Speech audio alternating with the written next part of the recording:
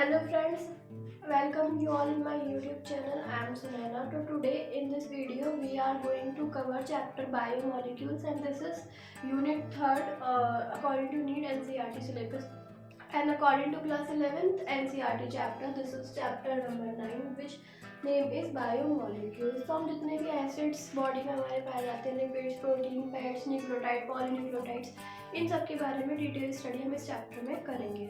तो now we are start from a chemistry point of view. इसमें chemistry का भी कुछ मिक्सचर इसमें ऐड होता है बिकॉज जितने भी एसिड रिलेटेड प्रॉपर्टी होती है केमिस्ट्री में भी होती है. तो पहले केमिस्ट्री पॉइंट ऑफ व्यू से देखते हैं.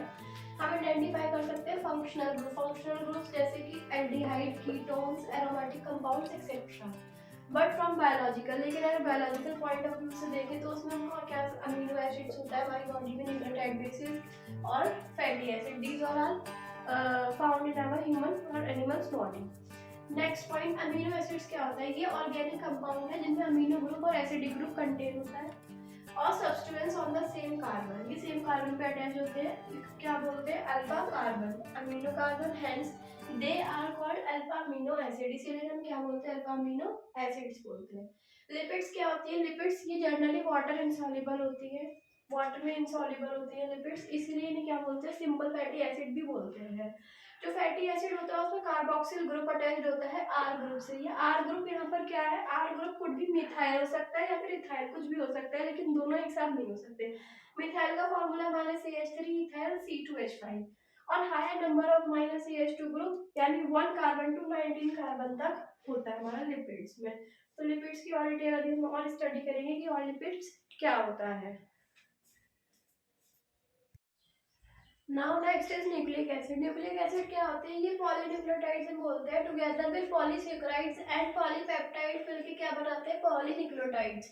दी comprise the true macromolecular fraction of living organism और टिश्यू और सेल. इसमें टिश्यू और सेल का ट्रू कंपेरेबल इसमें क्या होता है? फ्रैक्शन होता है. Macromolecular fraction of any living tissue या फिर लिविंग सेल का, लेकिन होना लिविंग ही चाहिए. अब nucleic acid containing, nucleic acid क्या कंटेन करता है? डीऑक्सीराइबो, जिसे क्या बोलते हैं? डीऑक्सीराइबो न्यूक्लिक एसिड यानी DNA. While that which contain ribose, जो राइबोस कंटेन करता है न्यूक्लिक एसिड में उन्हें बोलते हैं राइबो न्यूक्लिक एसिड यानी आरएनए. तो these are two different types of nucleic acid, DNA and RNA. Metabolic basis of living. Metabolic basis क्या है for living? Metabolic pathway can lead to more complex structure from simpler structure. Simpler structure से complex की तरफ होते हैं ये. Complex मतलब easy structure से different metabolic pathways. Acetic acid, जैसे एसिटिक एसिड क्या बन जाता है? बिकेम कोलेस्ट्रॉल और led to simpler structure from a complex. Simple structure acetic acid और कॉम्प्लेक्स स्ट्रक्चर क्या फॉर्म हो रहा है इसमें? कोलेस्ट्रॉल. नेक्स्ट, ग्लूकोज के लिए ग्लूकोज क्या बन जाता है? Became lactic acid in our skeletal muscle. इधर सिंपल स्ट्रक्चर हमारा ग्लूकोज है, कॉम्प्लेक्स क्या बन गया? लैक्टिक एसिड, जो कहाँ होता है? इन आवर स्केलेटल मसल्स में. The former cases are called biosynthetic pathways. Former cases में biosynthetic pathway और anabolic pathways उन्हें बोलते हैं. The later constitute deradiation and hence are called. ये deradiation contain करते हैं जिसे हम क्या बोलते हैं? Catabolic pathways. जो metabolic pathways होते हैं from glucose to lactic acid which occur in, जो metabolic pathways होते हैं वो glucose से lactic acid जो occur होते हैं 10 metabolic steps में, हम उन्हें क्या बोलते हैं? ग्लाइसोलाइसिस बोलते हैं. क्या बोलते हैं? Glycolysis. These are the different forms of pathways.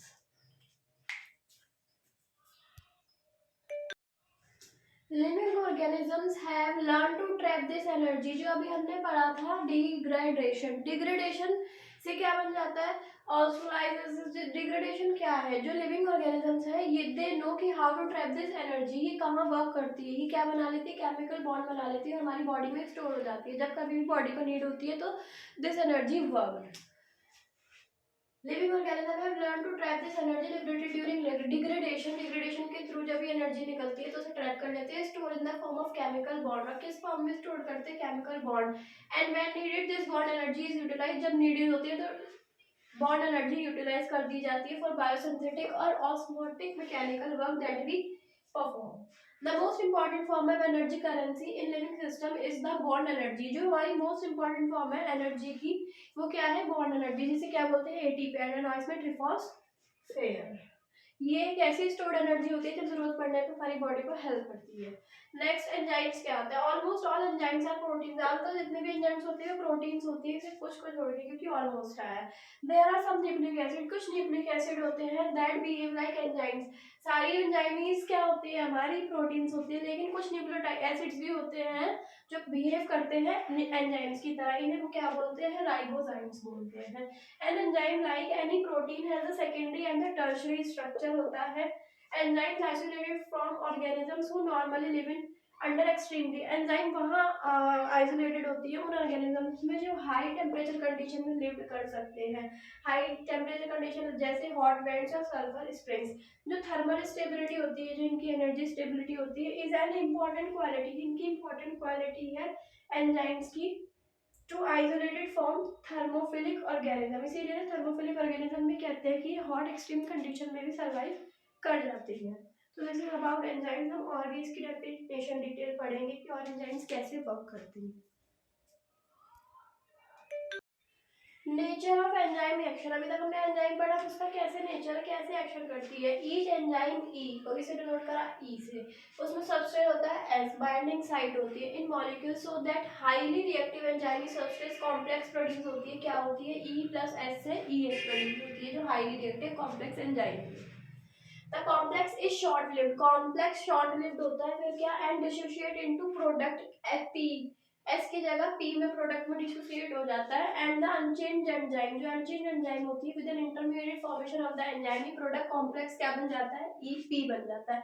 E S से डिसोशिएट होकर पी में कन्वर्ट हो जाती है, इससे क्या बनता है? ई एस से हमारा ई प्लस एस से हमारा ई एस बना, फिर उसके बाद प्रोडक्ट में फॉर्म हो जाती है सबस्ट्रेट की जगह, जो क्या बना लेती है? E plus P, enzyme plus product बना लेती है। तो this is about enzyme action.